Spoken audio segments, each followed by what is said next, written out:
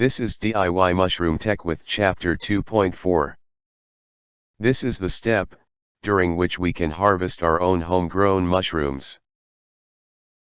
Since this project is multilayered, I decided to take an unusual approach. I produced this video in a way that it can also be used as a printout. That means you can use it offline, or even just print some single pages of it. All the design that are shown can also be downloaded. Hey. My name is Daniel, I am from Germany, and I will be your host. First we will look in the process we need to control. We will investigate the steps in detail. I will explain some things in a video. I will end with the bill of materials. Before we start, I did put a lot of work into this lecture series. I hope you enjoy it. Maybe you want to consider to buy me a coffee? There is a serious reason why I ask. In life there is balance everywhere. Summer and winter, day and night, hot and cold, and so on. It's obviously natural that taking and giving is also a polarity that needs to be in balance.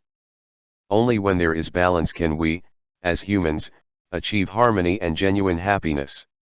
That means, if you take something for example from the internet, you should also give something back. Please check for yourself if your life is in balance. If you want, you can support me with a donation. That would be great. You could also support any other good project. Send someone a smile, leave somewhere a nice comment, or just be joyous and spread some love. Let us have a look at the control loop. Here you see a depiction of a control loop. We will simplify it. This version looks better. We want to have the required oxygen and water level in our grow tent. We also want to set up be able to the time for lightning. Disturbance comes from shifts in humidity, temperature. If we pack our tent full with fresh bags of sawdust, this also does have an impact. The controlling will be done by the controller, which we will build together in another video. Your task is to know your fungi friends. Have a regular look to see what they need. Then you can adjust the airflow accordingly. This will become second nature. Let us dive into the process. Here you see the crucial steps. You have to induce pinning. Give it some time. After the bag is too small, use your grow tent. Pinning will start at the end of complete colonization of the sawdust bag. Prior to pinning you can keep the bag in the dark. Once the mycelium reaches the top of the ground, light comes and pinning naturally appears. If you wait, the mycelium will start to grow up on the sides of the bag. While pinning, take the bag somewhere light and warm. The bag on the left is the youngest. On the right the oldest. You see how the antlers are growing toward the light and the higher oxygen levels. I rotate the bags 180 degrees every week. There are two interesting things to point out. 1. If you do not take care of your bags, the mushroom will grow out of it. The antler will transform into a conch.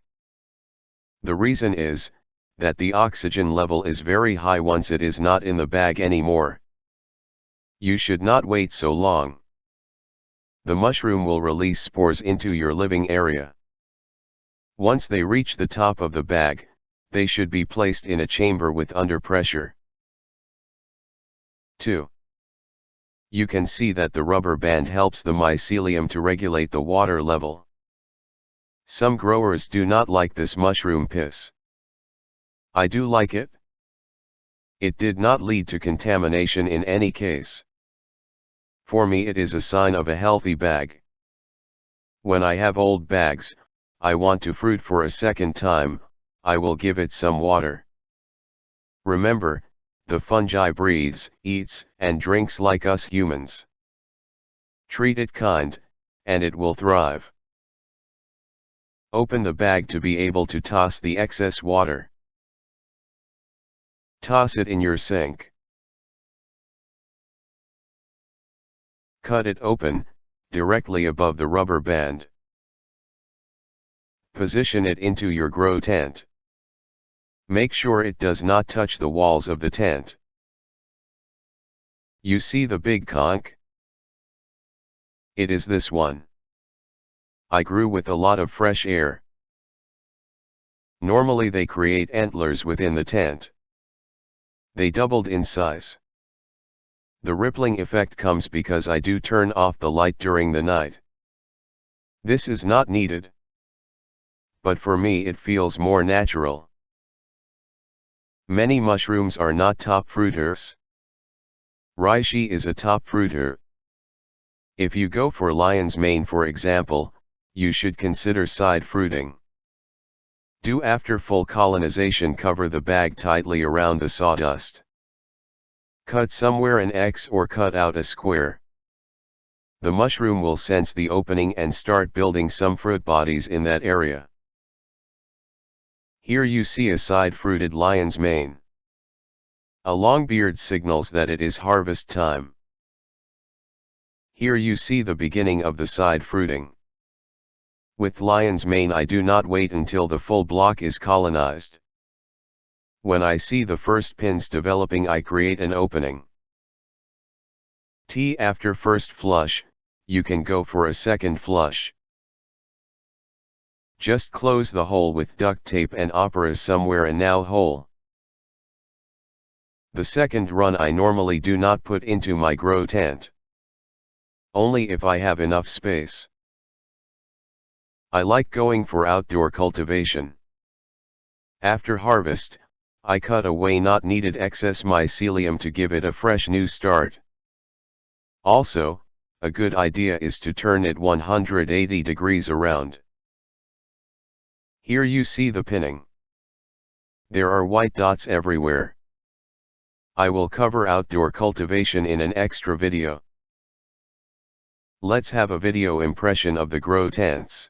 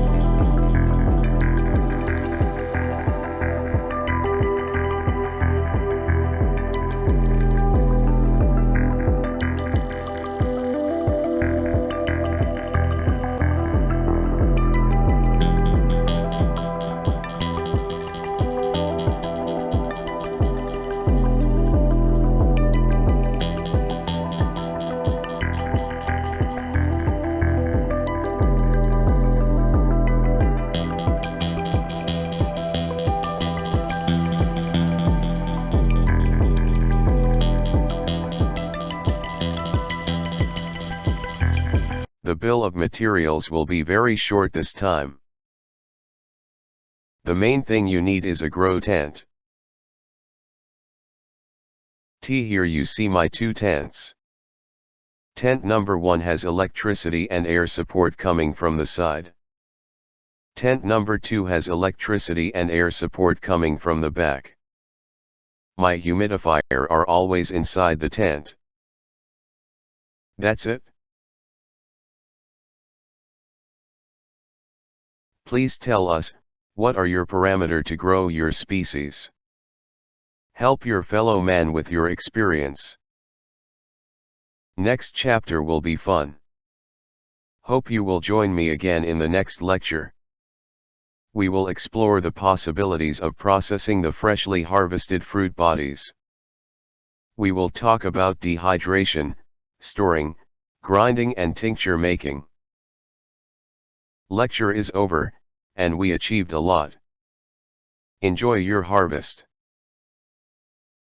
Goodbye and bis dahin from Germany. Happy fruiting.